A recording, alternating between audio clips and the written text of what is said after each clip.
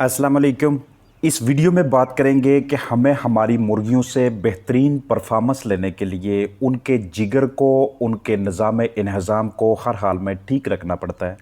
और शेयर करूंगा कि ऐसी कौन कौन सी हमारी कोताहियां हैं कि जिनकी वजह से हमारे चिकन्स में बहुत ज़्यादा चर्बी इकट्ठी होना शुरू हो जाती है, और इसी चर्बी का इकट्ठा होना हमारे चिकन्स की कारकर्दगी को मुतासर कर रहा होता है और हमें उनसे कम प्रोडक्शन हासिल हो रही होती है। साथ साथ दूसरी बीमारियां भी उनके ऊपर अटैक कर रही होती हैं।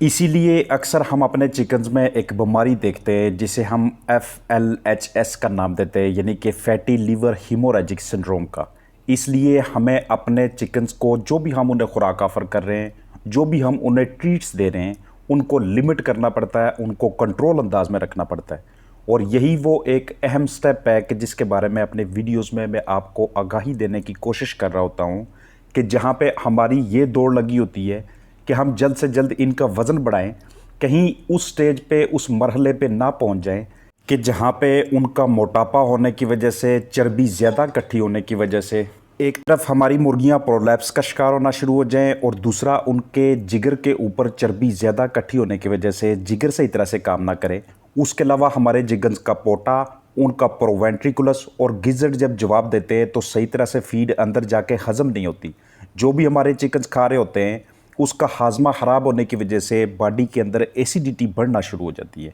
और जैसे ही एसिडिटी बढ़ती है हमारे चिकन्स के अंदर दूसरे प्रॉब्लम शुरू हो जाते हैं। ऐसे हालात में या तो हम विटामिन बी कम्प्लेक्स का ऊपर लिखी हुई डोज के साथ इंजेक्शन लगाते हैं, या फिर हम अपने चिकन्स के लिए टोनी लीवर का या जेटी पार का या एवी लीवर का कोई भी अच्छा लीवर टॉनिक इस्तेमाल करवा के उनके लीवर को फंक्शनल करते हैं। साथ साथ हमने दूसरे काम भी करने होते हैं, लाइक अपने चिकन्स को हमने हर हाल में एक्सरसाइज के लिए कोई ना कोई ज़रिया लाजमी तौर पे मुहैया करना होता है। और ये प्रैक्टिसेस आगाज़ से ही, जैसे ही आपके पास चूज़े आते हैं वहीं से स्टार्ट होती है। इसीलिए मैं वीडियोस में शेयर कर रहा होता हूँ कि कंट्रोल फीडिंग, बैलेंस फीडिंग और वक्त के साथ साथ अपने चिकन्स का वेट करना और हफ्तावार उसको पूरा रखना, ये एक बड़ी अहम किस्म की स्ट्रेटेजी होती है। क्योंकि आगे चल के अगर चिकन्स के जिगर ख़राब होना शुरू हो गए तो बाइल की सही तरह से पैदावार नहीं होनी, और बाइल की पैदावार अगर सही तरह से ना हो तो जिस्म से फाजल मवाद को बाहर निकालने में चिकन्स को बहुत ज़्यादा प्रॉब्लम होती है।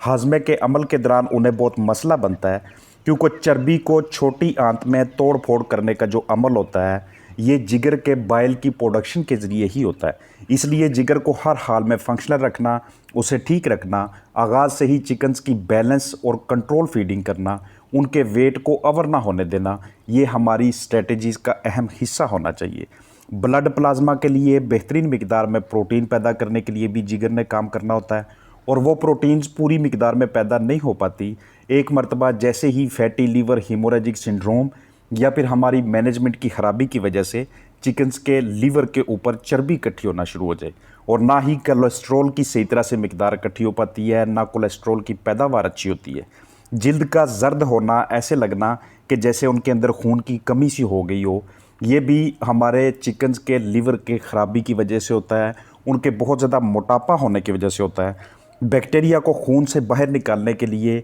हमारे चिकन्स का फंक्शनल होना, फ़ाल होना, ये बहुत ज़्यादा ज़रूरी स्टेप होता है। इसीलिए जब हम मैनेजमेंट के दौरान इन बातों का ख़ास ध्यान रखते हैं कि एक्सरसाइज के लिए ऊपर की जानब परचेज बनाना, अपने चिकन्स के लिए रूस्टिंग के लिए इस तरह की चीज़ें अंदर इंस्टॉल करना, ताकि वो एक्सरसाइज करें, वो जंपिंग करें, उनका मेटाबॉलिज्म ठीक हो, उनका जिगर सही तरीके से काम करे, और हमारे चिकन से हमें परफॉर्मेंस भी अच्छी हासिल होती रहे। नहीं तो एक मरतबा अगर ब्लड के अंदर बैक्टीरिया की तादाद में इजाफा होना शुरू हो गया तो वहाँ से चिकन्स को रिकवरी की तरफ लाने में ढेर सारी मेडिसिन्स, बहुत सी एंटीबायोटिक्स का यूज़ करना पड़ता है। तब तक हमारे लिए उसकी कास्ट ऑफ प्रोडक्शन बहुत ज़्यादा बढ़ जाती है। सम टाइम किसी चोट की वजह से, किसी इंजरी की वजह से या कोई भी दूसरी वजह हो, कहीं से हमारे चिकन से ब्लड निकलना शुरू हो जाए, चाहे वो जिस्म के बाहर की जानब हो या इंटरनल इंजरी हो, अंदर की जानब को मसला बन गया हो, ब्लीडिंग होने लग जाए, वो इंटेस्टाइन का पोर्शन हो या कोई भी, तो वहाँ पे ब्लड को सही तरह से क्लॉट करने के लिए भी हमारे चिकन्स का वेट के कंट्रोल होना ज़रूरी चीज़ है। क्योंकि जिगर काम ना करेगा तो ब्लड क्लॉटिंग बॉडी के अंदर सही तरह से नहीं हो पाती। और सबसे बड़ा, सबसे अहम काम ये होता है कि जिगर ने जहर को, यानी कि पॉइज़न को बॉडी से बाहर निकालना होता है, और उस जहर को सही तरह से बाहर निकालने के लिए आपने अपने चिकन का मोटापा कभी भी नहीं आने देना। उसके लिए फीड खिलाने के बाद बर्तनों को ऊपर उठाना या बर्तनों को आपने बाहर निकाल देना, ये एक अहम स्टेप होता है ताकि हमारे चिकन्स को स्पेस ज़्यादा मिले। जैसे ही स्पेस ज़्यादा मिलती है वैसे वैसे उनकी एक्सरसाइज ज़्यादा होती है, जिसमें मेटाबॉलिज्म यानी कि खुराक की तोड़ फोड़ बहुत अच्छी होती है। इसके अलावा अगर हमसे माहौल में या एनवायरनमेंट में या नीचे की जनब जो बरादा है उसको मैनेज करने में कोताही हो जाए, वहाँ पे अगर अमोनिया गैस इकट्ठी होना शुरू हो जाए तो अमोनिया को यूरिया में कन्वर्ट करके जिस्म से बाहर निकालना, ये काम भी जिगर के ही होते हैं। हम इतने महंगे महंगे सेटअप्स बना लेते हैं, हम इतनी महंगी ब्रीड्स रख लेते हैं,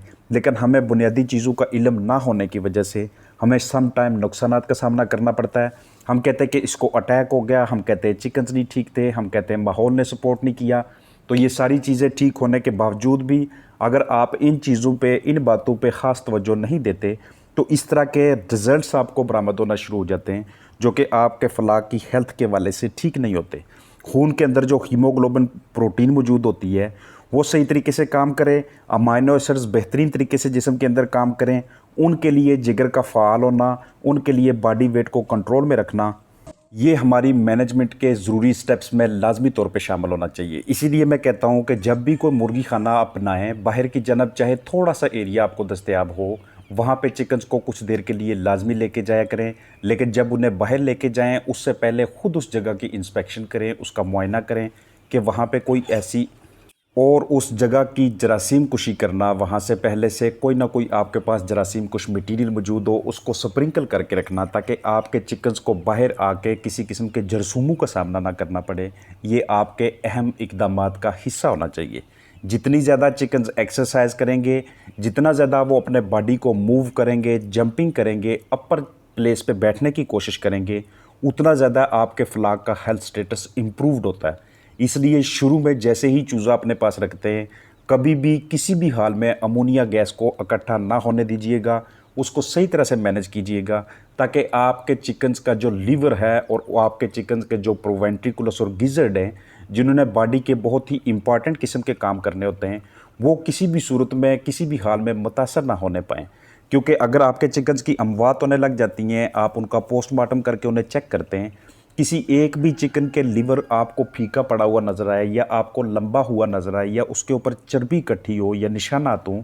तो उन सब चीज़ों का, इन सब अलामात का तल्लुक़ उन बातों से होता है जो मैं वीडियो में आगाज़ से लेके अभी तक आपके साथ शेयर करता आ रहा हूँ। इसलिए अपने चिकन्स को फैटी होने से, उनमें ओबेसिटी होने से, उनमें मोटापा होने से बचाने के लिए ये स्टेप्स, ये इक़दामात आपने लाजमी तौर पे उठाना है और अपने पास जेटिपार या कोई दूसरा लिवर टॉनिक लाजमी तौर पे अवेल किया करें ताकि किसी भी वक्त उसकी आपको ज़रूरत पड़े तो आप उसके ऊपर लिखी हुई जो रिकमेंडेड डोज़ होती है उसके मुताबिक अपने चिकन्स को फौरी तौर पे ट्रीट कर सकें ताकि फ्लाक की परफॉर्मेंस ख़राब ना हो, आपको अंडों की अच्छी पैदावार आती रहे और आपके फ्लाक का ओवरऑल हेल्थ स्टेटस अच्छा हो और ये बिज़नेस आपके लिए प्रॉफिटेबल रहे। तो पूरी उम्मीद है जिस मकसद के लिए ये वीडियो बनी है वो मकसद हासिल होगा। अपना ख्याल रखिएगा। अस्सलाम वालेकुम।